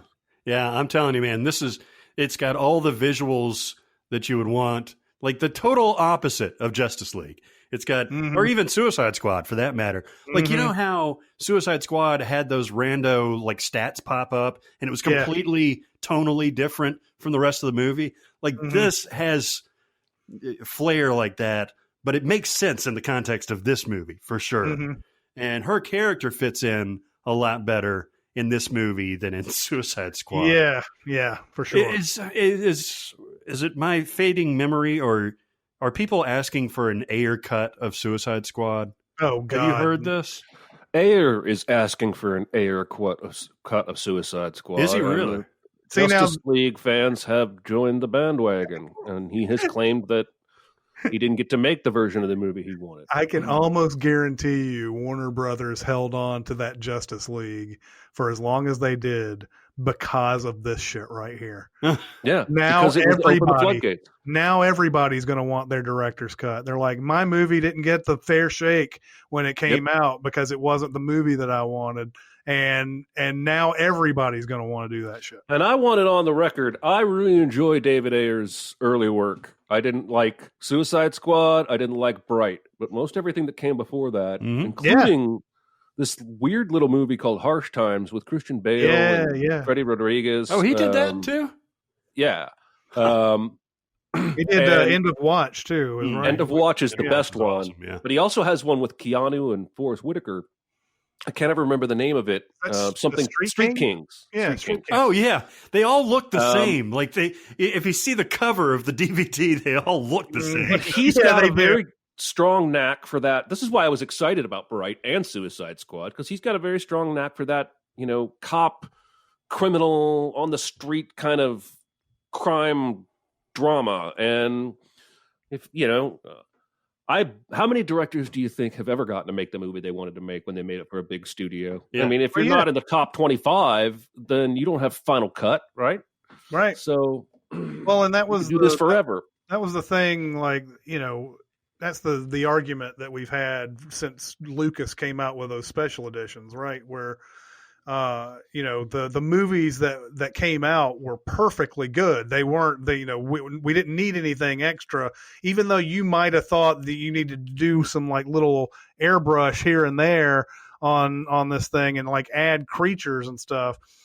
In the end, none of that stuff added anything to the movie. Nothing. It may add some population or some like side thing but it doesn't make the movie better. I think that's what you should be upset about if you've made your movie. And like, apparently, man, I'm going to be all over this fucking Justice League when it comes out, man. Because I want to see if this movie's so different from what I've seen that it's going to be amazing. Yeah, I'm actually looking forward to watching it, which is bizarre. I hate the movie. I hate the actual movie that came out. I just think from a clinical standpoint, it'll be fascinating. Yeah. Just to see what's different. And I'd like to go on record as having said on this podcast months before, when Ben Affleck tweeted release the Snyder Cut, I said, well, if the studio's planning to release the Snyder Cut and they're feeling out, drumming up support, and I was right, even though I probably wasn't right because it's HBO Max doing it. I will say, and I've been on this podcast talking about it. Kingdom of Heaven director's cut is better than the theatrical cut that I saw. Yeah. So, well, I mean, there's not the air cut is got to be better than what we got in Suicide Squad. So while I'm against the entitled demand for this, I wouldn't not watch it. That's the thing, right? It's the entitled demand. That's the thing, right? Yep. Like that's the problem. Are all these people who believe that what is that? Is that some? There's some sort of like, I'm smarter than you, and I know that this is going to be great, even though they have no knowledge of this whatsoever. And every single one of those Snyder Cut people are in the tank already. I mean, that movie is not one of them is going to come out and go, well, that was actually not very good. right. That's Not what I'm one of saying. Years campaigning for this, and it's so. That's right. Like, yeah. How do you take this objectively? And I think the same thing can go for me as well, because I'm ready to be against it immediately. But sure. But like, that's the thing. It's the internet bros that made this possible. That sort of like leaves a bad taste in your mouth. Why couldn't a Zack Snyder just have been behind the scenes? Maybe it never gets made if he doesn't raise a stink about it. Yeah. But it seems like you could have waited a little bit and said, hey, no, you could make a lot of money and just come out with it and say it was your idea. It'd be fine. Instead, we have this fan demanded like snakes on a plane bullshit where it's like, they've, added things, or it's going to be something that to appease the masses and everything. Well, yeah, I'm actually not expecting something appreciably different. It's like watching the Batman v Superman and then watching the Ultimate Edition. God, and it's like 6 extra minutes or something like that. All right, it's a little more than that, but God, that was an exercise for us, man. Yeah. Yeah. Chris had something on his computer, and then on the TV, or he had the the regular version on one and this expanded version on I the other? had the regular version playing on a computer screen while I had the extended cut playing on a Blu-ray, and I matched them up. And whenever there was a deviation, I had to pause and watch the other part, and then wait. And then when it finally got back to the spot where I was on my Blu-ray, I had to match them back up again and everything. I can't believe we did that. I know. The same movie twice. And it was fun. It didn't make it. It didn't even make it a different movie. You know what I mean? Like it didn't add or detract from anything. You're still watching the exact same movie that you were watching before. I'm betting that there's going to be slightly more slow motion in this Snyder cut. Probably so. But I can't see it being a completely different movie. I think you're going to be surprised, man. I think they've given him enough money. I think, from what little I've read, I'm expecting maybe 30% of it to be different. Interesting. I think that whole fight with Superman that they have before he's back on their team is going to go completely different from what I've read. He's got shots of Darkseid, the villain above Steppenwolf, in this movie. Apparently, Cyborg, Ray Fisher, the actor, has been one of the guys going off about Joss Whedon on set behavior. But also, Zack Snyder has publicly said Cyborg was the heart and soul of his Justice League movie. And when I watch Justice League, Cyborg is just there.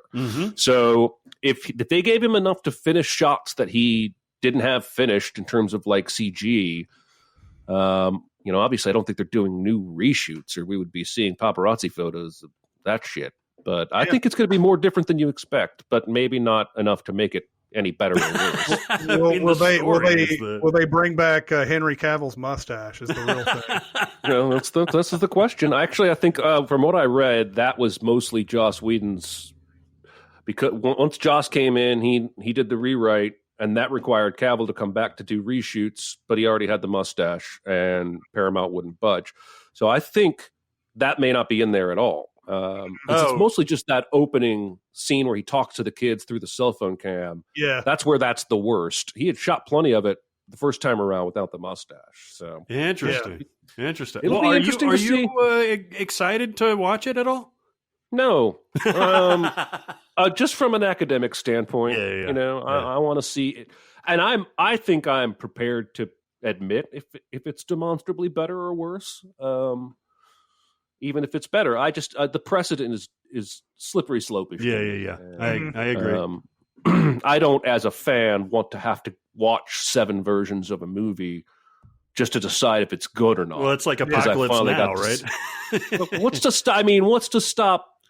An executive producer of Justice League from going, well, this, or the editor, well, this is not the version I wanted to put out. I'm going to put that version out next. Release the unknown editor's name. Cut.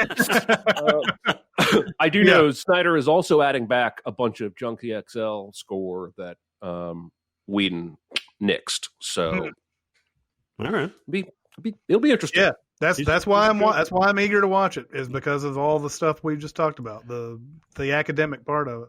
Do we know when it's coming out? It's next year. Yeah, sometime in 2021. Oh, so he's got a lot of time to work on this shit. Yeah. Oh yeah. I've recently been through your SinCast Mount Rushmore series and would like to pose another Rushmore question to you all. Who is your Mount Rushmore of non-comic book movie antagonists? Answers that cover AFI's top villains of all time: Jaws, Shark, Darth Vader, Wicked Witch of the West. Probably feel obvious, but I'm interested if your extensive knowledge of other movies has.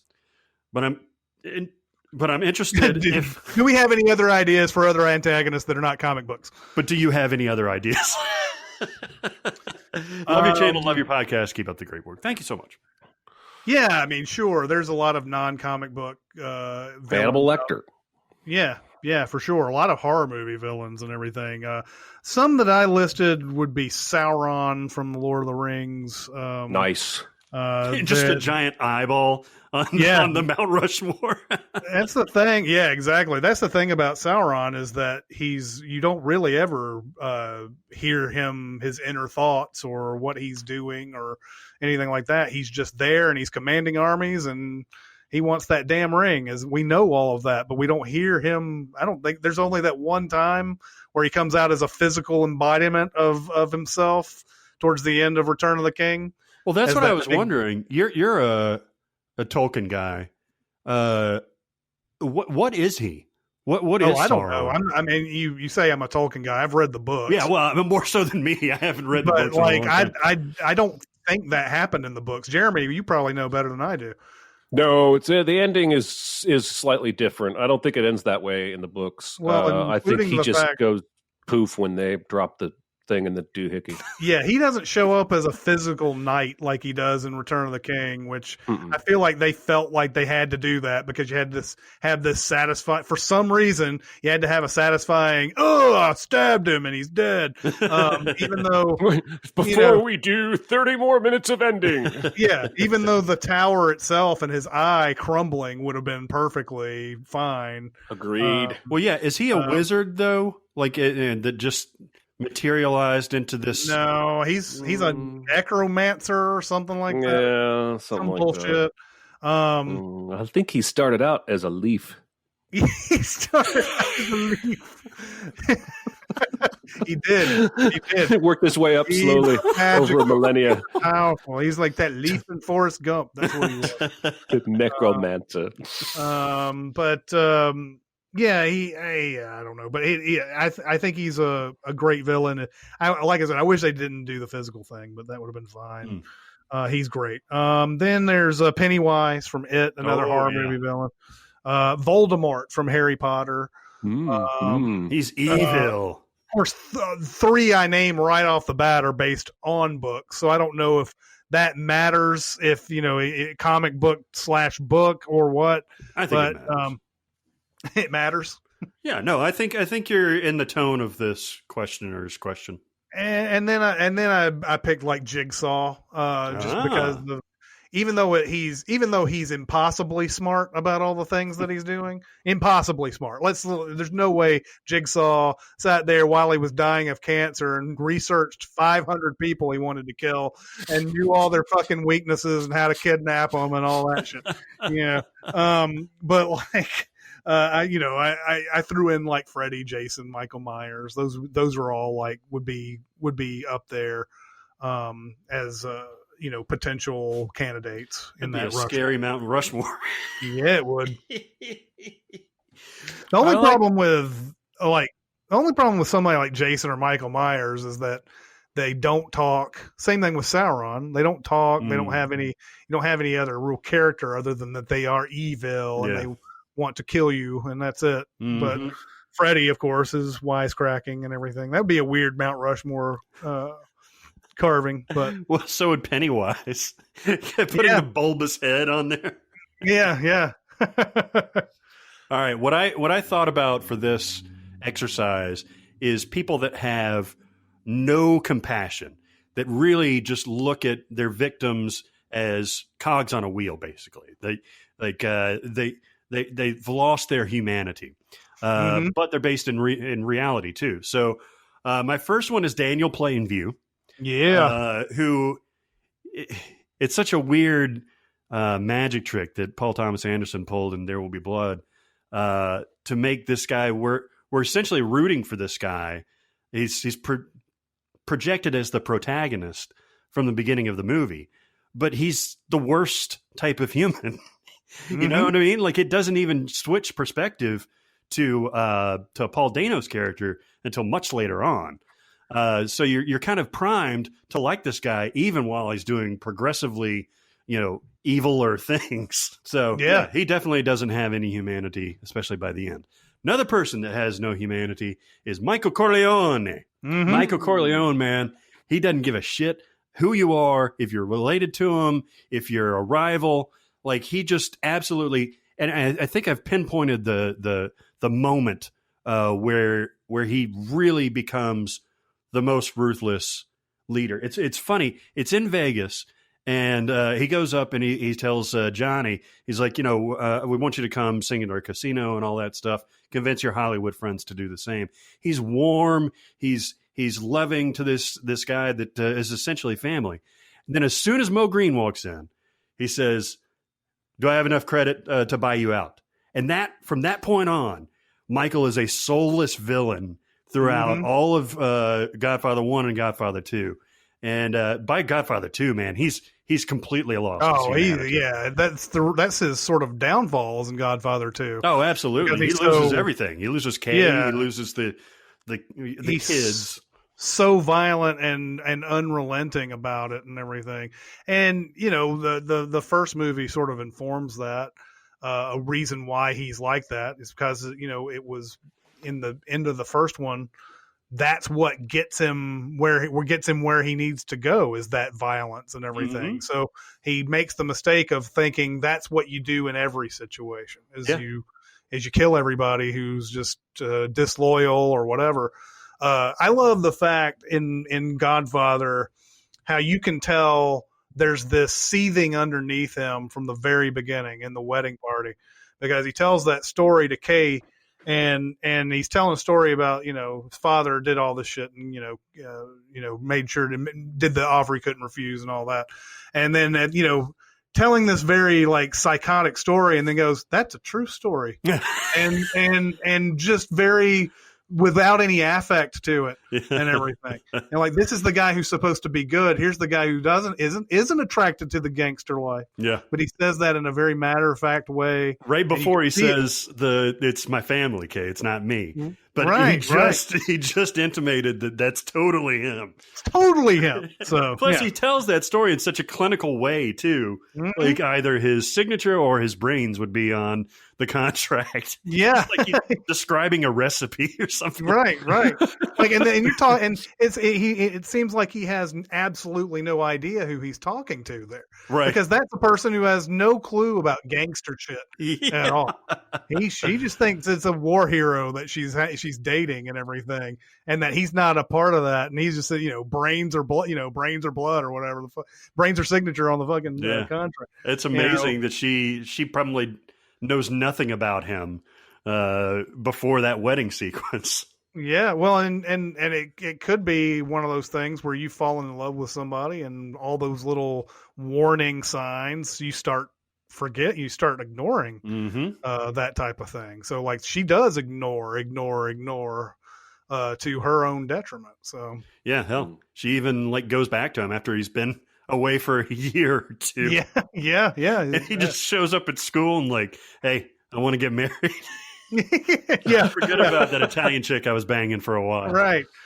Okay, my last two are also characters without humanity. Agent Smith / the Architect from The Matrix. Because the Architect is just like, we're running all these simulations, and when what number is it, Jeremy, that they're in? This is the currently? 6th time we will have destroyed it, and we have gotten exceedingly efficient at it. Here's a question. This is the 6th time they tried one where everybody was happy and it didn't work out. But apparently there was still a Neo in that universe. No, actually, no. I think what the Architect says is we tried a simulation, and everybody was happy, and it didn't take.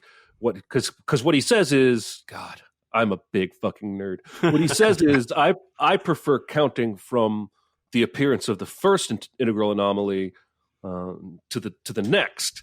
In which case you are the 6th. So I think this is the 6th Matrix that has the one who chooses, it's not always Neo, I don't think, who chooses to go save humanity, rebuild Zion, and if the loop starts over, this is the 6th loop of that. The stuff where everybody was happy and it failed came before that. So there's more than 6 worlds they've built then. Yes, this is the 6th Matrix with the anomaly accepted as part of the system. Okay. I really think you could go pretty deep here and not be wrong, but no, that's an interpretation I had never heard before. That was my interpretation. I really like that. I get it confused. I love that Architect scene, but he uses such verbiage in there that I think the Will Ferrell parody at the movie awards, the MTV Movie Awards, is better than the actual thing. Like, What's funny though is like, you get what they were going for. Like the second two Matrixes are not as good as the first one, but I think they have gotten better with time, at least for me. But that's the way that fucking guy would talk. He would use super important words that you might not understand. Yeah. Anyway, I'm a Matrix nerd. I like 2 better than 3. Are you a 3 over 2? I am a 3 over 2 only because of how the last third plays out like Star Wars to me, where we're jumping between Neo fighting, and then we're jumping to protecting the docks, and then we're jumping to girl who made the shells with the missile girl crawling through the pipes, and there's like 3 distinct pieces of action that we cut between for like 20 minutes, and it's exhilarating. I think the second one's better in terms of concept, but that rubber Neo it's never going to look right. Nope. And it's really frustrating. Does have the greatest car chase scene in the history of film. Does. Better than French Connection, I hear. Oh, yep. Jesus. And I'll end it by saying Hans Landa is my last one. Has no humanity whatsoever. Sees Jews as literally rats, right? You know? Yep. And he thinks like a rat. And he gets a perverse joy out of finding them and killing them. And that's a soulless asshole right there. If you were going to do it based on people who have no humanity, you should have gone with HAL 9000. Yeah. I thought about him. I thought about him. He was going to be, but he's not actively malevolent. Like he's still an antagonist. That's true. That's true. And memorable.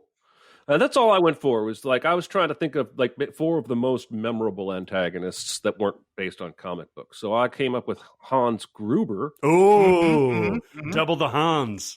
Yeah, double the Hans. Biff Tannen. Yeah, very memorable villain.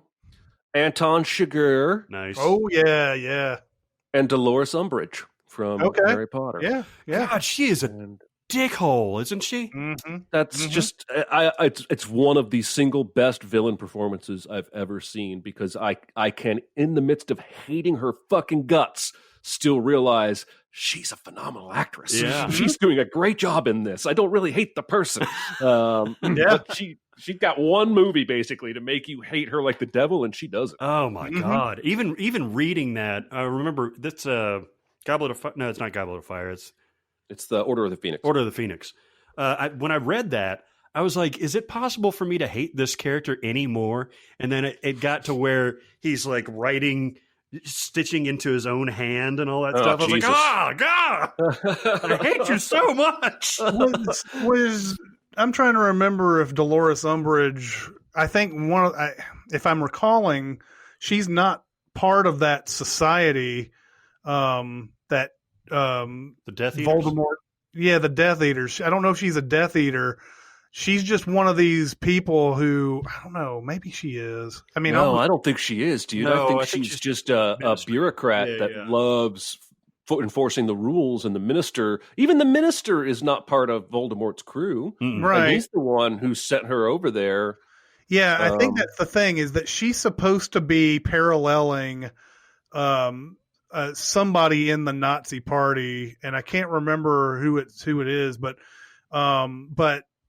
she's not a part of that death-eating crew, but she definitely does the things that sort of, I guess, encourage and get us closer to that sort of world, and believes in it or something, that, like believes in that type of thing or something, whatever it is. I can't remember exactly what it is about. That's an interesting point, because look it up.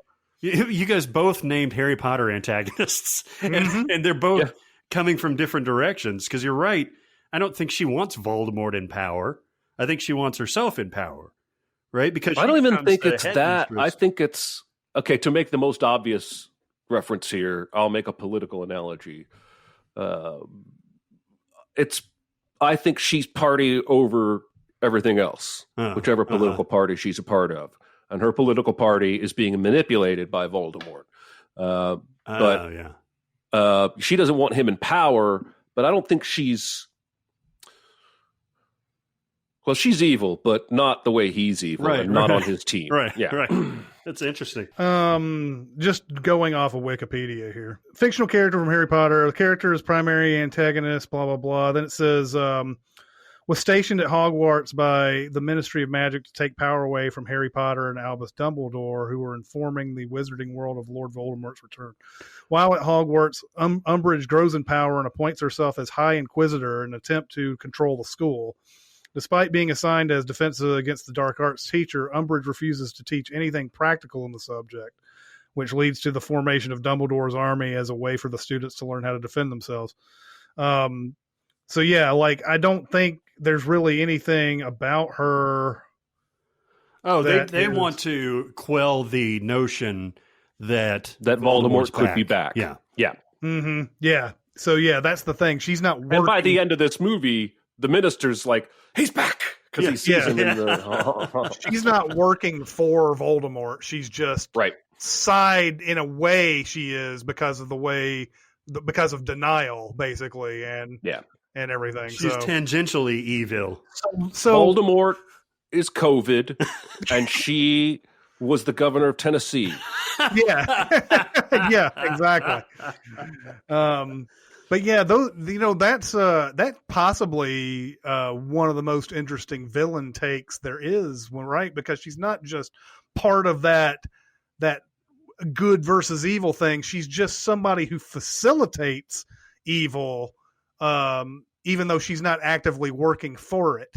That's something that we don't see often in villains and everything.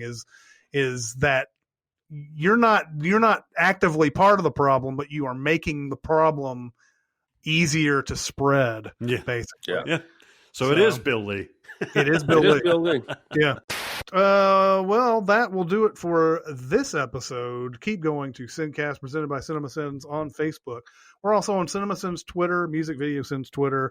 We're on SoundCloud. We're also on Discord. And if you want to get on Discord, go to our Reddit page and find the link on the right side, or you can private message me on Facebook, and I'll give you a link there. That's going to do it for this week. It's Chris Atkins and Jeremy Scott and Barrett Sher. We'll see you next time. Thanks for listening. Comment on our episodes on our SoundCloud page. Check us out on YouTube, Twitter, Facebook, and Reddit. And be sure to visit cinemasins.com.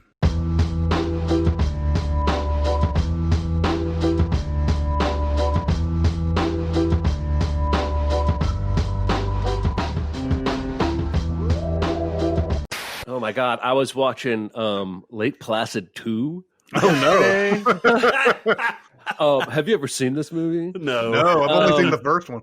Okay, so I gather there's 3 or 4 of them. I've only ever seen the first one, which is great. This one is, first of all, following basically the exact same plot. There's a Bill Pullman character who might be one of the Dukes of Hazzard. I'm not quite sure. There's a Bridget Fonda character who is cute. There's a Betty White character who lives on the lake. And there's an eccentric billionaire game hunter who is played by an actor whose name I won't remember, but he was Chandler's boss on several episodes of Friends. A couple faces you'll recommend, but my God, maybe the worst CGI I have ever seen in my life is when that billionaire hunter guy and his air quote seaplane arrive at the lake and air quote land on the water. It might as well be a piece of paper on a stick that someone is holding up and shaking as they move it across the screen. It's like Sharknado bad. I had a good time. Did you watch the entirety of this movie? Oh no. I think Sam McMurray is the guy you're talking about, who was right. He looks familiar as all. I don't really know who Chandler's boss was, but he looks old enough to be Chandler's boss in That's something. Him. And I've seen his face before, but it looks like Lake Placid has it has a 3, and It has a Lake Placid legacy, of course, because every horror movie has to have a legacy at some point. They also have to have a final chapter, which it has one of those too, and it has Lake Placid versus Anaconda. That is also in the Lake Placid. An entire lake versus Yeah, exactly. I think they're calling the crocodile Lake Placid at this point. Because it's like one of those things where like a crocodile's running down the street and somebody's like, "Oh, Lake Placid's after me." He's like, Placid's gonna get you. I would encourage you to watch that movie. I tried to find it on YouTube and I couldn't, but just for that one scene, it was like so bad. I imagine they were laughing when they made it. I need to find. I bet there's a big Blu-ray collection of all the Lake Placids. There you go. I bet it's. I did that with Wrong Turn. I've got 5 Wrong Turns all in one little set. I bet it's like $1.99 for all the Lake Placids. That's the best. Damn it, Lake Placid. Down Lake Placid. It's busy. I like it like TGI Fridays up in this bitch. I said Alan Parsons Project, but it was Toto, so it's even better. Oh, that nice. is even better. Toto and Jay-Z. Who's more progressive? I bet we could also work in a little Luff Balloons and make it a trifecta. We could. 99, it'll be 99, and a bitch ain't one. Luff Balloons. 9 Luff Balloons. Do you have enough weed to tide you over until tomorrow? I do. Thank you. Thank you for asking. I imagine that even if the weed guy is showing up, you have enough for another 3 weeks. That's not actually true. Let it go a little. I try not to. This is not worth talking about, but let's do it anyway. In the history of this guy being my weed guy, which is longer than I'd like to admit, he has never once responded to a text I sent him on the weekend. And it's just his very low-key way of saying, I don't do business on Saturday and Sunday. I'm not even going to reply to you. And so I just don't even bother. And I just timed it wrong this time to where if I don't get it by the end of this week, I'll be dry for a couple days. But, he said he was free tomorrow, so that'll be all right. There's always cocaine. There is always cocaine. And, I put the company ahead of my own, weed. Look at you. Refill. Mm-hmm. Not that I smoke weed.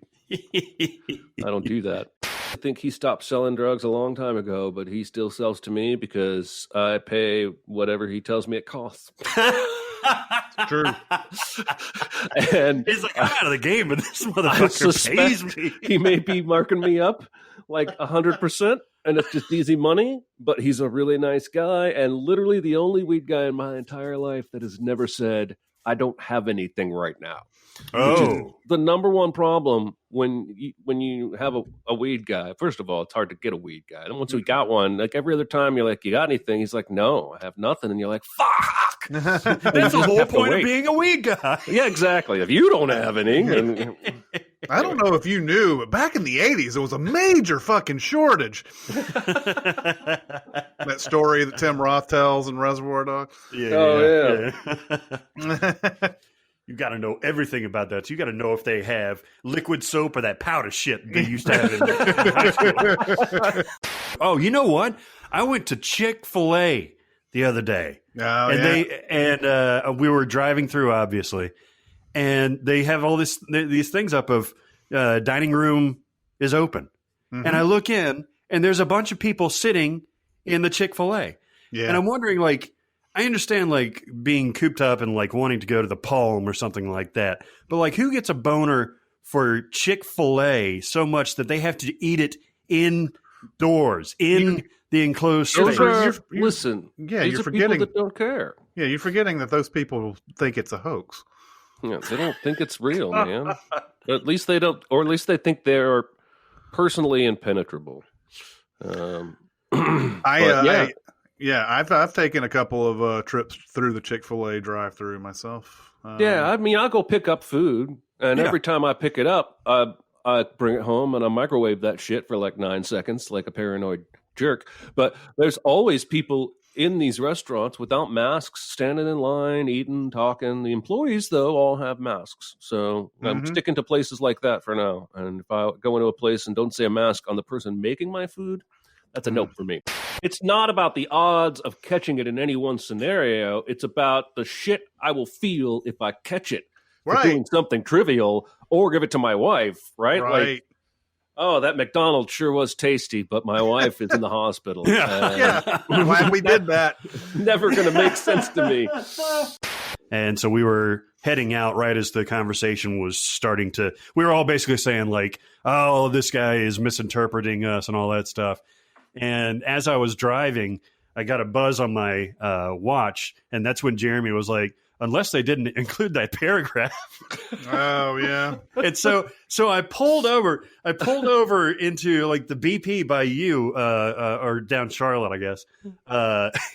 Pulled into the BP, like raced in to get a paper. I felt like Michael Corleone when he finds out that Vito's been shot, like he's reading something about himself.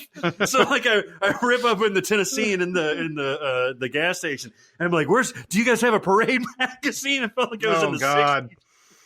Like and then I look at it and I'm like, I'll take one of these. And by the way, a newspaper, Sunday newspaper, is $3 fucking. Jesus. So I was like, how much got is them this? coupons, man.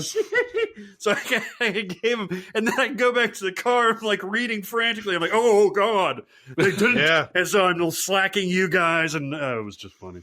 Yeah. But it was weird to like pick up a newspaper and have you in there.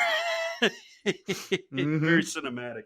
It's probably makeup, but even the trailer for that movie, I was like, It looks like they made it in 2 days, doesn't it? Yeah, it does.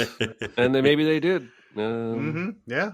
And it won't matter. It'll make, whatever it's going to make. It's not as though Keanu, it's not as though he's bankable to get you, a big box office every time out, right? Yeah, yeah. For every John Wick, which wasn't even, like a 400 million earner or anything, I don't think, there's a movie like the 47 Ronin. Or the Man of Tai Chi, or, right. There are plenty of movies that people skip if they don't look interesting. Well, yeah. And what was that one that he was in with Winona Ryder recently? The Wedding Date? Yeah, The Wedding Date. Crasher. No, Destination Wedding. Destination Wedding. God damn, that was awful. Well, and this would be an interesting podcast in its own right. But just going into somebody's IMDb, somebody's a huge star, and look up some of the movies that they've done that you've never heard of. And try to kind of figure out how the fuck did this get together? Like, you got somebody this big for this movie. I've told you about that Keanu Reeves movie I watched that was on Hulu called Exposed that has Ana de Armas in it. Yeah, the other one with Ana de Armas. Right? The other one with Ana de Armas, yes. And like surprise Christopher McDonald and Mira Sorvino. But like that movie is just like, that you watch that movie not following the plot. You're just going, whoa, how did this movie get made? How did they convince Keanu this was a thing that he needed to do?